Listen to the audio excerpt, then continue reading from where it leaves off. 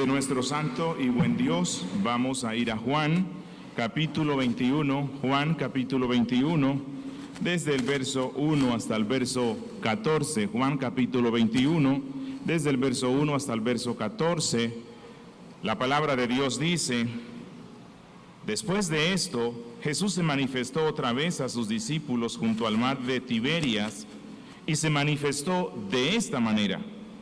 Estaban juntos Simón Pedro, Tomás, llamado el Dídimo, Natanael, el de Caná de Galilea, los hijos de Zebedeo y otros dos de sus discípulos. Simón Pedro les dijo: voy a pescar. Ellos le dijeron: vamos nosotros también contigo. Fueron y entraron en una barca, y aquella noche no pescaron nada. Cuando ya iba amaneciendo, se presentó Jesús en la playa, mas los discípulos no sabían que era Jesús. Y les dijo: hijitos, ¿tenéis algo de comer? Le respondieron: no. Él les dijo: echad la red a la derecha de la barca y hallaréis. Entonces la echaron y ya no la podían sacar por la gran cantidad de peces. Entonces aquel discípulo a quien Jesús amaba dijo a Pedro: ¡es el Señor! Simón Pedro, cuando oyó que era el Señor, se ciñó la ropa porque se había despojado de ella y se echó al mar. Y los otros discípulos vinieron con la barca arrastrando la red de peces, pues no distaban de tierra sino como 200 codos, 100 metros. Al descender a tierra, vieron brasas puestas y un pez encima de ellas y pan. Jesús les dijo: traed de los peces que acabáis de pescar. Subió Simón Pedro y sacó la red a tierra llena de grandes peces, 153. Y aun siendo tantos, la red no se rompió. Les dijo Jesús: venid, comed. Y ninguno de los discípulos se atrevía a preguntarle: ¿tú quién eres?, sabiendo que era el Señor. Vino pues Jesús y tomó el pan y les dio, y asimismo del pescado. Esta era ya la tercera vez que Jesús se manifestaba a sus discípulos después de haber resucitado de los muertos. Invoquemos de nuevo el nombre del Señor. Bendito Dios, Padre nuestro que estás en los cielos, gracias porque hemos leído tu palabra santa y bendita, esta palabra que es vida y alimento para todo aquel que viene con fe delante de ti, buscando encontrar en ella el refrigerio para su alma. Padre, yo te ruego que en tu gran misericordia hoy bendigas a cada uno de los que escuchan, dándonos oídos para oír, corazones dispuestos para entender y obedecer. Usa al expositor, permite que pueda, Señor, presentarnos de una forma fiel tu palabra, y que tú nos concedas por tu Espíritu que mora en medio nuestro, ver la gloria de Cristo, y que todos seamos altamente transformados en este día. Gracias, Padre, porque tú nos escuchas, porque oramos a ti, en el nombre de tu Hijo amado Jesucristo. Amén. Bien, llegamos al capítulo final del Evangelio de Juan. Y deseo que observen algo que es muy interesante. Juan, en el capítulo primero, el prólogo, mostró a Cristo antes de la creación, cuando Él lo presentó como el Verbo. Ahora, en el epílogo, el último capítulo, Él nos muestra a Cristo como gobierna luego de su resurrección, cómo gobierna al mundo desde su resurrección y por siempre cuando Él vuelve al Padre. En el capítulo primero, Juan mostró a Cristo en su gloria con el Padre, en toda la eternidad. Y en el epílogo nos muestra la influencia espiritual de Cristo en el mundo luego de resucitar. Y Juan nos narra de una forma especial un suceso que es representativo de cómo Cristo guía todas las cosas desde el cielo, de cómo Cristo observa nuestros afanes, de cómo Él observa nuestros fracasos, siempre con el fin de mostrarnos su gran misericordia, siempre con el fin de dar su protección a su pueblo y en especial con el fin de mostrarnos que todo éxito en nuestras vidas depende exclusivamente del control soberano de Cristo. Aunque los hombres, especialmente los cristianos, tenemos la responsabilidad de trabajar arduamente para nuestro Rey. Juan nos va a mostrar luego cómo Cristo alimenta a los suyos con el poder de su gracia. Y luego nos va a mostrar cómo Él sigue pastoreando hoy a la iglesia por medio de ciertos hombres a los cuales Él les dio la responsabilidad de alimentar y pastorear a su pueblo hasta cuando Él vuelva nuevamente. Yo sé que este pasaje ha sido muy espiritualizado y ha sido muy alegorizado, pero yo creo que que Juan nos presenta esta manifestación de Cristo también con el fin de mostrarnos cómo Cristo reenfocó la función ministerial de los 12, cómo Cristo utilizó este milagro especial con el fin de inculcar en sus mentes la responsabilidad ministerial de los 12. Recordemos que muchos de los discípulos de Cristo eran originarios de esta parte de Israel y que Cristo ya les había mandado la razón diciendo: vayan a Galilea porque yo les espero allí. Galilea fue un espacio geográfico donde Cristo desarrolló especialmente su ministerio, pero especialmente allí Él llamó a muchos de sus discípulos. Allí Cristo a Pedro lo convirtió en pescador de hombres y ahora Él le va a mostrar que Él y los 6 que le están acompañando y por extensión los 12 y por extensión la iglesia no puede pescar nada si no está bajo el control, la voluntad y la guía del resucitado. Recordemos que en el capítulo 20 Jesús les dio la paz que los iba a capacitar para ser siervos del reino en medio de un mundo malo. Y ahora Cristo, por medio de este milagro, les muestra que ellos no pueden obtener ningún fruto para el reino, al menos que dependan totalmente de la gracia de Dios. Hoy vamos a ver la pesca fructífera, enseñanzas para la misión, y nos vamos a enfocar en 3 aspectos. Verso 1 al 3, la pesca en el esfuerzo humano. Versos 4 al 8, la pesca bajo la guía del Señor. Y versos 9 al 14, la pesca recompensada.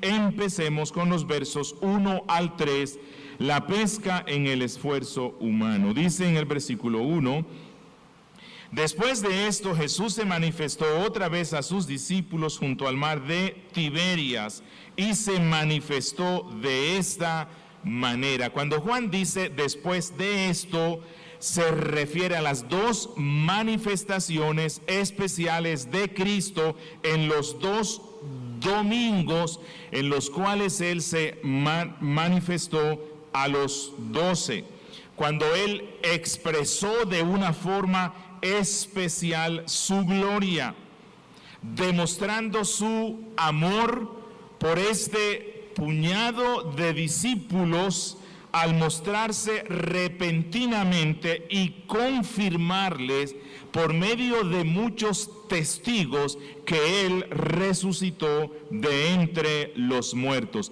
Algo que nos deja ver, Juan, es que Jesús ya no está en medio de su pueblo de la misma manera que lo estuvo durante su ministerio, sino que ya Él se está apareciendo, no siempre, no de una forma constante, sino esporádicamente. Ellos no lo pueden ver siempre, hasta cuando Él vuelva al Padre y envíe al Espíritu Santo, y el Espíritu Santo hará presente para siempre a Cristo espiritualmente por medio de la fe en medio de la iglesia. El cuerpo de Cristo se hacía visible e invisible ante estos discípulos conforme a su voluntad. Por decirlo, Jesús ya no era conocido según la carne conforme ellos lo conocieron. Esto fue lo que dijo el apóstol en 2 Corintios 5:16. De manera que nosotros de aquí en adelante a nadie conocemos según la carne, y aún, dice él, si a Cristo conocimos según la carne, ya no lo conocemos así.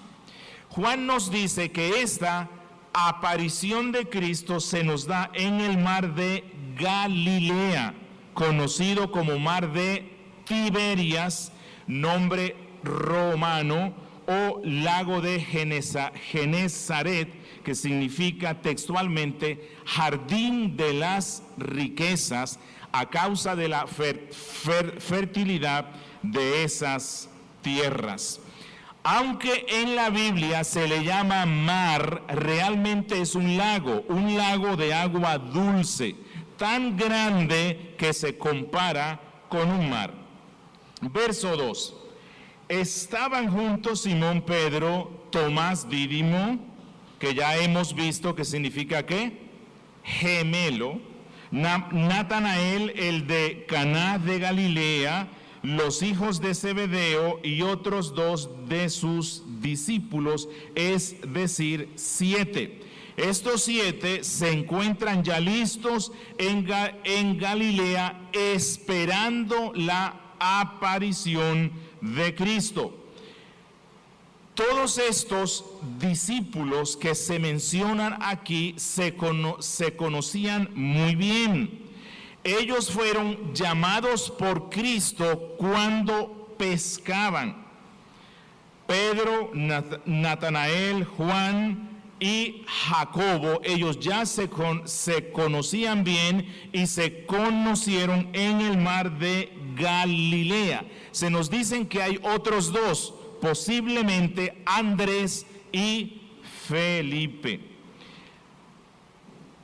Casi los 7 presenciaron al comienzo del ministerio de Cristo otra pesca milagrosa, donde Cristo mismo los convierte en pescadores de hombres. Y ahora, antes de la partida de Cristo al seno de su Padre, Él les hace el mismo milagro con el fin de darles una comprensión más grande de la misión que les ha dado, de que ellos nunca podrán pescar nada para Él sin su guía, sin su bendición. Deseo que observen que Juan menciona primero a Pedro. ¿Por qué Pedro? Porque luego Cristo iba a convertir a Pedro en el líder de los 12.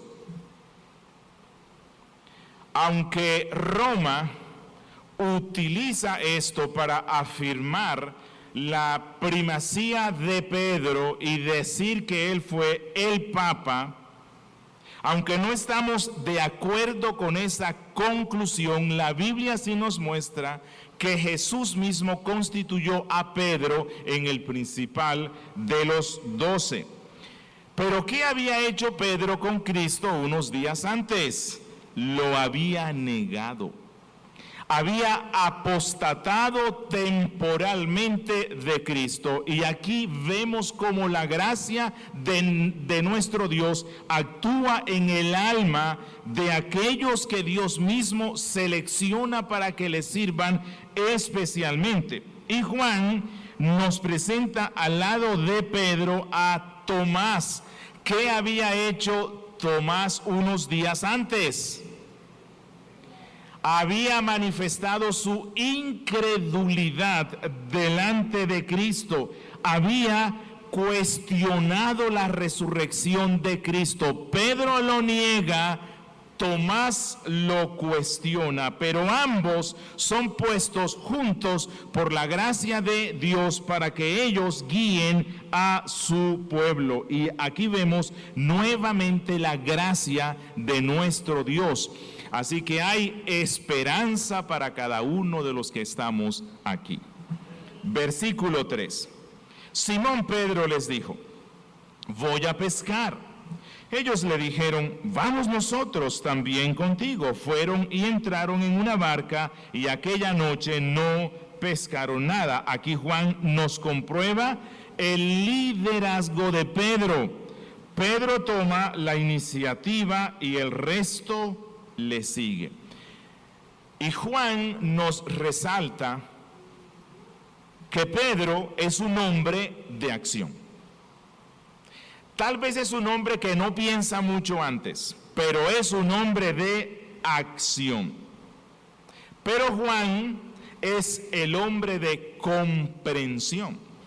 Juan es el hombre que entiende antes que Pedro, y luego vamos a confirmarlo, pero Pedro es el hombre que actúa frente a la comprensión que tiene Juan. El resto está listo a seguir el liderazgo de Pedro. Ellos no habían comprendido aún cómo iba a ser la forma en la cual ellos iban a servir a Cristo luego de su resurrección. No habían entendido el modo de operación de la misión cristiana. Aún les faltaba cierta información y especialmente necesitaban la capacitación especial del Espíritu Santo, la cual se les dio en el día de Pentecostés. Los discípulos saben que resucitó Jesús. Jesús los manda para que se encuentren allá en Galilea y ellos aprovechan el tiempo para pescar. Bueno, ellos necesitaban alimentarse y también su familia. ¿Significa esto que Pedro y el resto habían abandonado la misión de Cristo?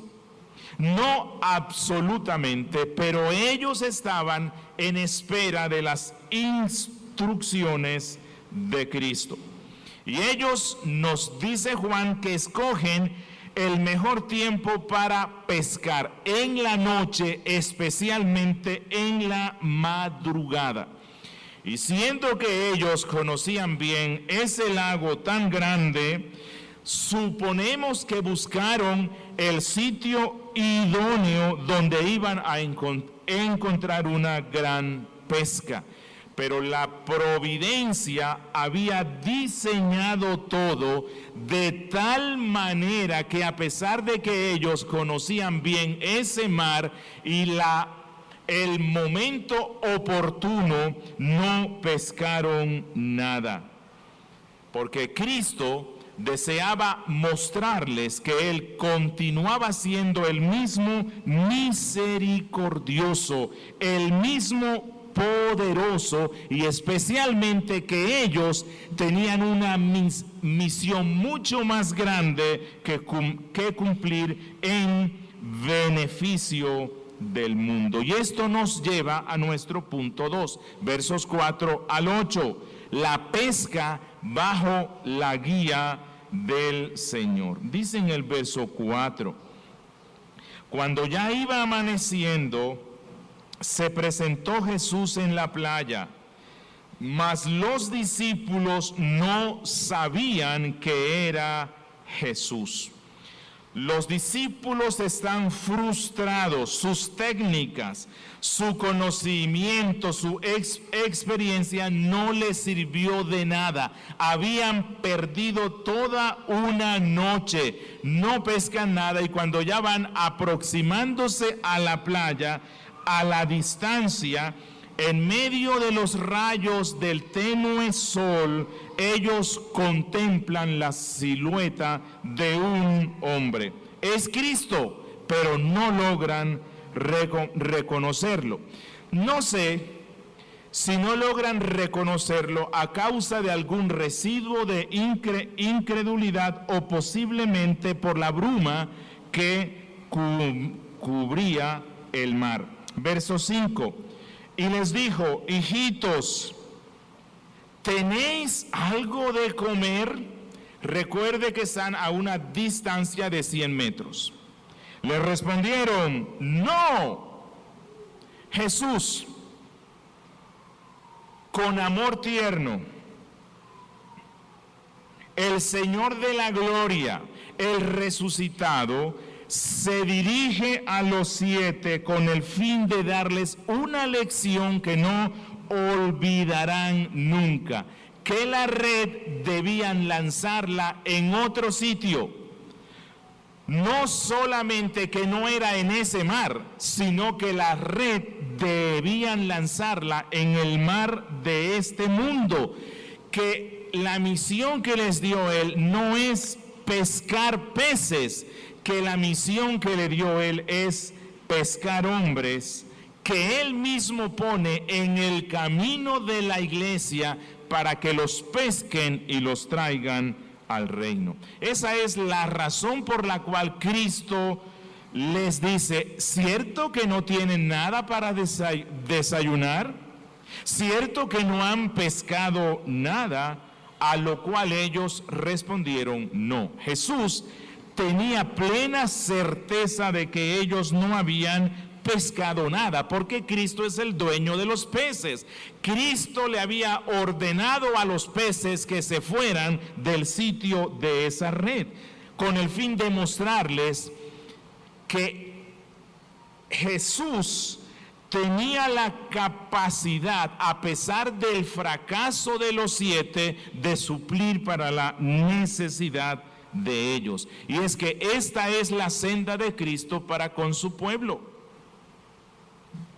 Antes de que Cristo nos dé la provisión abundante, es necesario que nosotros reconozcamos que somos dueños de nada. Antes de que Cristo nos dé las fuerzas, es necesario que cada uno de sus hijos reconozca que es completamente débil. Este es un aprendizaje lento. Muchos lo aprendemos lentamente, pero cuando hemos aprendido esto, es para el bien de nuestras almas. ¿Somos dueños de qué? De nada. Impotentes de hacer la voluntad de nuestro Dios. Y estos 7 representan a todos los cristianos que luchamos, nos afanamos y frustramos cuando vemos que las cosas no resultan como uno quiere, pero a la orilla, en el cielo, pero a la misma vez a 100 metros, allí está el Señor de la gloria, contemplándonos. viendo nuestros nulos y vanos esfuerzos. Mira nuestra insensatez al no clamar al trono de la gracia. Y Él mismo toma la iniciativa de acercarse a nosotros. Aunque muchas veces por nuestra miope fe no nos damos cuenta que es Cristo el que nos llama, que es Cristo el que nos guía, que es Cristo el que ha tomado el control de las cosas de manera que funcionen bien. Versículo 6. Él les dijo: echad la red a la derecha de la barca y hallaréis. Entonces la echaron y ya no la podían sacar por la gran cantidad de peces. Al parecer, la voz del extraño de la playa le sonó familiar. Recuerden que los mismos enemigos de Cristo dijeron de él, es que él enseña no como los fariseos y escribas, sino como un hombre que tiene autoridad.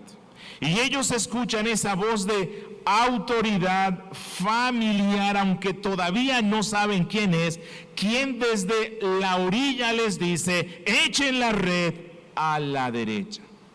Y ellos, a pesar de lo cansado, frustrados, extenuados que estaban, obedecieron la instrucción de ese extraño hombre.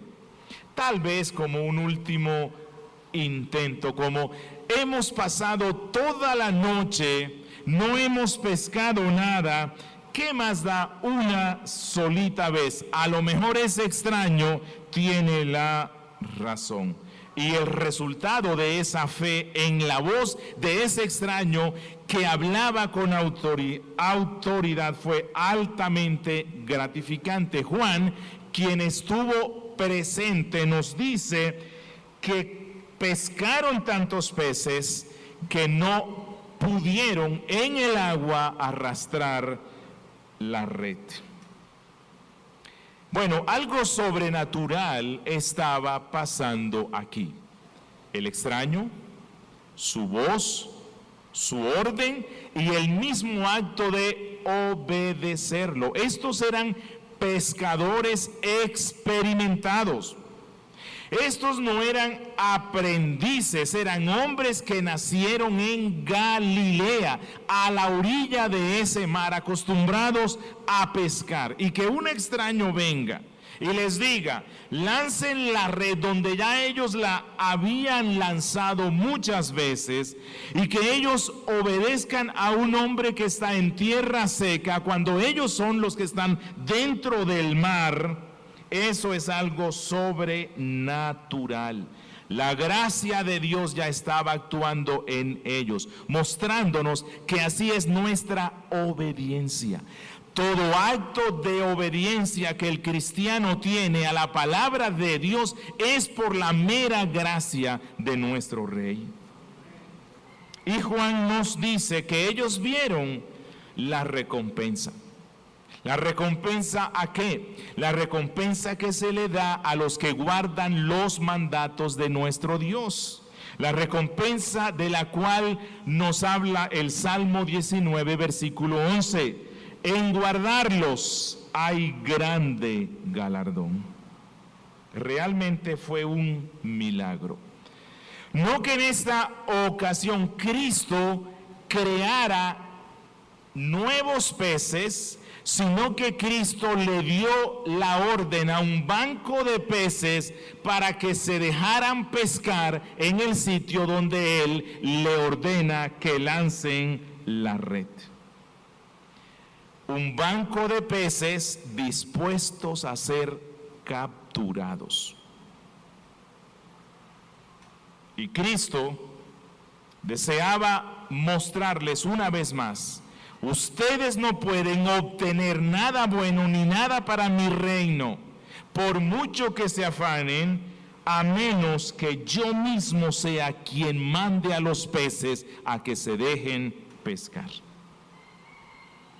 Y creo que los discípulos aprendieron la lección y no la olvidaron nunca. Ellos iban a convertirse en pescadores de hombres. Y ellos debían recordar siempre que hay un poder secreto, un poder invisible que es el que atrae a los hombres elegidos por el Padre para que se dejen atrapar por las redes del Evangelio. Que siempre que ganamos almas para Cristo, esto no depende ni de la elocuencia, ni de la fuerza, ni de la buena presencia del predicador. Depende de una sola cosa: el poder soberano de atracción de la gracia de nuestro Dios. Que la responsabilidad de la iglesia es salir y lanzar la red, y la de Cristo, hacer que los electos vayan y se dejen atrapar por esa red. Y esto nos lleva a pensar cuántas veces le hemos predicado a una persona. ¿Cuántas veces hemos lanzado la red y la persona se escapa de esa red? No sucede nada. Y como que estamos a punto de decir, no voy a insistir más. Pero si Dios en su gracia, usando el medio que Él desea, te inquieta y te lleva a que nuevamente lances la red, a que nuevamente le hables del Evangelio, ese puede que sea el momento indicado por la gracia de nuestro Dios, en el cual el poder oculto del Espíritu está llevando el corazón de este incrédulo dispuesto para ser atrapado por la red del Evangelio. Versículo 7. Entonces aquel discípulo a quien Jesús amaba, ya hemos visto quién es él, Juan, dijo a Pedro, es el Señor. Simón Pedro, cuando oyó que era el Señor, se ciñó la ropa porque se había despojado de ella y se echó al mar. Ya hemos visto que Juan, el discípulo a quien amaba a Cristo, bueno, que por cierto no se refiere a que Cristo amara más a Juan que al resto, sino a que Juan tenía una cercanía y confianza tal con Cristo que él se atrevía incluso a recostarse al pecho de Cristo como un niño se recuesta al pecho de su padre. El resto no hacían eso, pero Juan sí.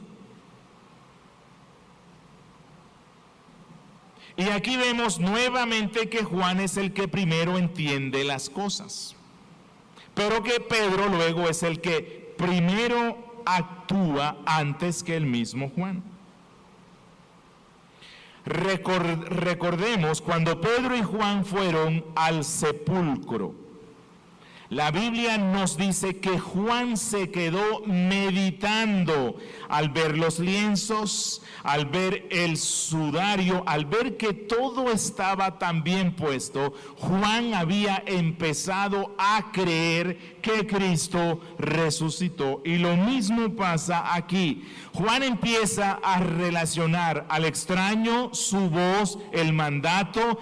Capturaron o pescaron a los peces y él llega inmediatamente a una conclusión: es mi Cristo. Esto nos muestra que el amor más tierno tiene los primeros y más seguros instintos del objeto que ama, y es lo que pasa con Juan. Y apenas que Pedro, el emotivo, escucha que Juan dice, es el Señor, y Pedro, sabiendo la inteligencia de Juan y la capacidad que su amor tenía para percibir a Cristo, entonces Pedro actúa primero que Juan y sale al encuentro de Cristo. Pedro y Juan, Juan y Pedro, un complemento perfecto para el reino de Dios. En el reino de Dios se necesita el hombre de visión y también el hombre de acción.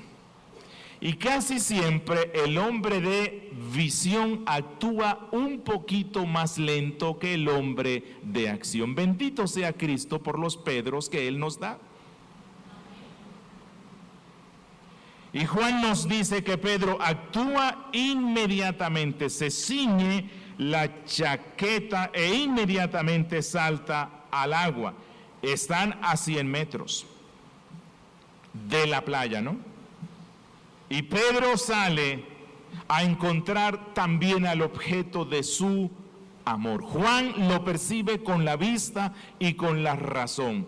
Pedro, que era un poquito más emotivo y menos de pensar, lo percibe con su emoción y él dice, tengo que salir al encuentro de él.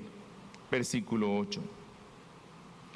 Y los otros discípulos vinieron con la barca arrastrando la red de peces, pues no distaban de tierra sino como 200 codos, 100 metros. Los demás, afortunadamente, no siguen el ejemplo de Pedro, porque si no se le pierden los peces. Si todos sueltan la red, se le van los peces. No porque ellos no amaran a Cristo, sino porque los dones que Dios da a la iglesia son diversos. Algunos son como Pedro, lanzan la red y la dejan para ir postrados a los pies de Cristo, y eso es bueno. Pero están otros que se encargan de traer la red a los pies de Cristo. Algunos lanzan la predicación del evangelio y otros se encargan de discipular y cuidar a aquellos que han puesto ya su fe en Cristo. Pablo y Apolos eran algo parecido a Juan y Pedro. Esa es la razón por la cual él en 1 Corintios 3, versos 5 al 6 dice, ¿qué pues es Pablo y qué es Apolos? Servidores por medio de los cuales habéis creído, y eso según lo que a cada uno le concedió el Señor. Y dice Pablo, yo planté, pero Apolos regó, pero el crecimiento lo ha dado Dios. Y esto nos lleva a nuestro último punto, la pesca recompensada. La pesca recompensada, versos 9 al 14. Dice el verso 9, al descender a tierra, vieron brasas puestas y un pez encima de ellas y pan. Es decir, aquí hay un contraste. El contraste es entre la incapacidad de los discípulos para encontrar alimento para ellos mismos, en contraste con el hombre de la playa, el cual no solamente tiene pez, sino que tiene pan y ya está listo, tiene brasas, todo está listo para desayunar. Luego, en el versículo 13 se nos dice, vino pues Jesús y tomó el pan, un solo pan, y les dio a sí mismo del pescado, un solo pescado. Aquí hubo un doble milagro. Primero, Jesús guía a los peces a un banco de peces para que sean pescados, en un sitio donde ellos habían estado pescando antes. Y dos, con un solo pan y con un solo pescado, alimenta a 7 hambrientos y cansados hombres pescadores. Versículo 10. Jesús les dijo, traed de los peces que acabáis de pescar. El que lee este texto puede pensar que Cristo lo que les dice es, bueno, yo solo tengo un pez, necesito que me traigan más. No, porque ya hemos visto que en el verso 13 se nos dice que Cristo solo prepara un pez y que ya Él lo tenía listo. El significado más posible conforme a la práctica que se tenía en ese tiempo y creo que se conserva hoy, es que Cristo anima a los discípulos a que traigan la red, a que saquen los peces más pequeños, los devuelvan al lago y cuenten los peces grandes, con el fin de mostrarles el milagro que había hecho él y con el fin de mostrarles que es solamente por la gracia de él que ellos podrán pescar a muchos hombres en medio del mar del mundo para la gloria de él. Jesús no necesitaba peces, él ya tenía listo un pez y muy cerca del sitio él ya había alimentado con pocos peces a una multitud de más de 5,000 personas. Pero Cristo les quiere dar aquí una instrucción misional cuando les dice: tráiganme los peces. Y es que cuando la iglesia sale al mar del mundo y pesca almas, no son para nosotros. Nosotros no somos los dueños de las almas. Esas almas son para Cristo. Las presentamos a los pies de Él porque Él es el dueño de las almas. Que el fruto del trabajo de la iglesia es para el Rey que nos gobierna. Pero a la misma vez, que Él quiere que veamos los frutos para que nos gocemos con Él. Como ya Él mismo dijo en Juan 4:36. Y el que siega recibe salario y recoge fruto para vida eterna, para que el que siembra goce juntamente con el que siega. Versículo 11. Subió Simón Pedro y sacó la red a tierra llena de grandes peces, 153. Y aun siendo tantos, la red no se rompió. Los discípulos quedaron tan impactados por el milagro de Cristo que Juan puede recordar, luego ya siendo un anciano, la cantidad exacta de peces y que a pesar de ser tantos y tan grandes, la red no se rompió, admirando el poder del Cristo resucitado. Verso 12. Les dijo Jesús: venid, comed. Y ninguno de los discípulos se atrevía a preguntarle: ¿tú quién eres?, sabiendo que era el Señor. Ellos no se atrevían a interrumpir ese momento solemne de esa memorable mañana en las playas de este lago, preguntando por la identidad del hombre. Ellos están literalmente sobrecogidos por la gloria de Cristo. Y cuando estamos sobrecogidos por la gloria de Cristo, no hay nada que preguntar. Lo único que nos toca es contemplar, meditar y adorar. Este pasaje nos muestra que había algo distinto en el Cristo resucitado, que Él era el mismo,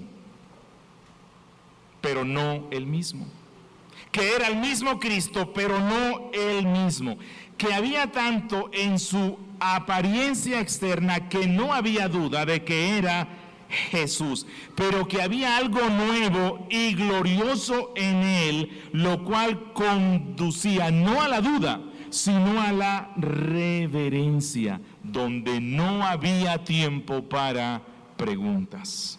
Versículo 13. Vino pues Jesús y tomó el pan y les dio a sí mismo del pescado. Ya hemos conversado, ya hemos explicado esto, pero quiero que observemos dos aspectos que se pueden extraer de esto. Uno, los siervos de Cristo deben recordar que están en cuerpos mortales, en cuerpos que necesitan pan, en cuerpos que necesitan alimento, que los siervos de Cristo, luego de las faenas diarias por el reino necesitan descanso y alimento. Que esto es una responsabilidad de cada iglesia. Y una enseñanza más que se puede ver en este texto son las recompensas de la fe. Las recompensas y los beneficios que tienen la fe y la obediencia. Los discípulos, por decirlo así, habían trabajado en la carne y no obtuvieron frutos. Pero ahora obedecen a Cristo, confían en Él, igual como debe hacer la iglesia de Cristo siempre, y recibe la recompensa. Disfruta la comida que Cristo le quiere dar a su pueblo. Y esto nos permite recordar lo que Él mismo dice a la iglesia en Apocalipsis 3:20. Él dice: he aquí, yo estoy a la puerta y llamo. Aquí le habla no al incrédulo, le habla a la iglesia. Si alguno oye mi voz, aunque esté a 100 metros, y abre la puerta, entraré a él y tira la red y me obedece. Tendré una comunión más íntima con él. Vendré a él, comeré con él y él conmigo. Y esto es la recompensa que nos muestra Juan. Verso 14. Esta era ya la tercera vez que Jesús se manifiesta a sus discípulos después de haber resucitado de los muertos. La tercera vez que se le muestra a los apóstoles, no la tercera vez que se le muestra a todos los discípulos, porque esta es ya la séptima vez, pero lo que Juan quiere resaltar, esta es la tercera vez en la cual él se manifiesta especialmente a los apóstoles. Es importante ver que Cristo resucitado se le manifiesta únicamente a sus amigos, a sus discípulos, a sus hermanos, no a los enemigos del reino. El mundo no lo puede ver, excepto aquellos que han sido elegidos por la gracia de nuestro Dios. A pesar de la bruma, de la incredulidad humana, a pesar de la niebla, de la pecaminosidad humana, aquellos que han sido amados primeramente por Dios y por lo tanto tienen el amor de Dios en sus almas, tienen la capacidad un día de ver al Cristo resucitado en la orilla, llamándolos para que sean sus siervos. Deseo terminar con dos aplicaciones. Una de las verdades que más debemos recordar de este texto es que en todos los aspectos de nuestra vida cotidiana necesitamos la guía y la bendición del Señor resucitado. De lo contrario, hermanos, solo habrá afán, fatiga, cansancio y frustración. Joven, ¿quieres estudiar una carrera universitaria? Busca la guía y la bendición de tu Señor. Hermano, ¿quieres un mejor empleo? Busca la guía y la bendición de tu Señor. Hermano, ¿quieres irte para otra nación? Busca la guía y la bendición de tu Señor. Joven, señorita, ¿quieres casarte? Busca la guía y la bendición de tu Señor. Hermano, ¿quieres empezar una empresa? Busca primero la guía y la bendición de tu Señor. ¿Desea ser pastor? Busca la guía y la bendición de tu Señor. ¿Deseas ir a evangelizar? Busca la guía y la bendición de tu Señor. Si el Cristo resucitado, gobierna todos los aspectos de nuestra vida por medio de su palabra.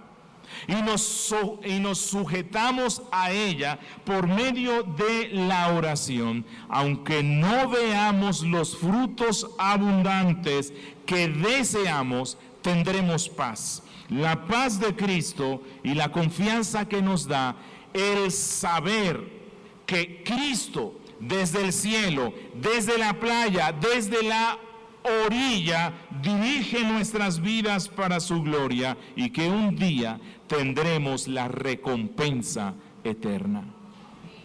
Amigo, la niebla de tu maldad no te deja ver que el que te llama es Cristo.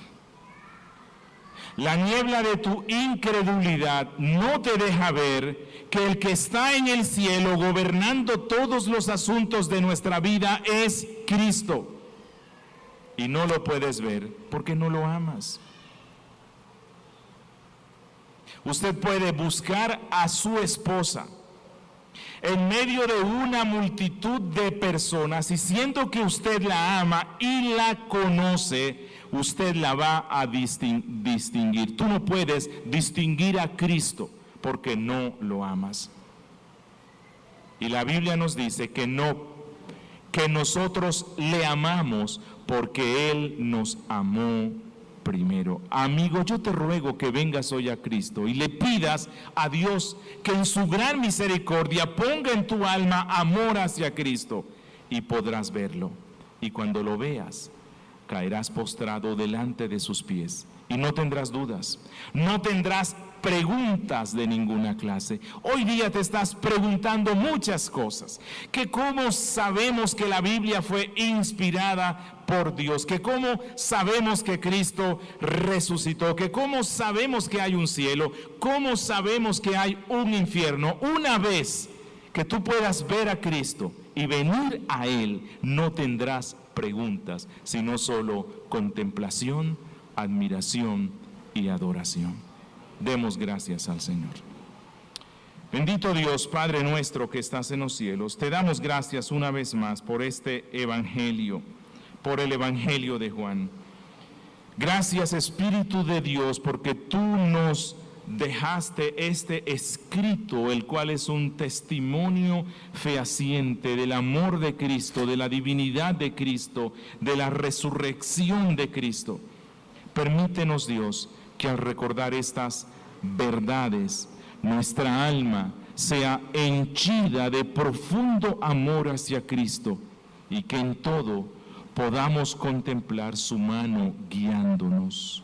Que en medio de las adversidades más terribles, que en medio de las frustraciones, decepciones y depresiones más grandes, en medio de esa nube, podamos ver a nuestro Cristo y podamos ir a Él y podamos oír su voz a pesar de las voces del mundo y podamos obedecerle, amarle, adorarle y que Él coma con nosotros y nosotros con Él.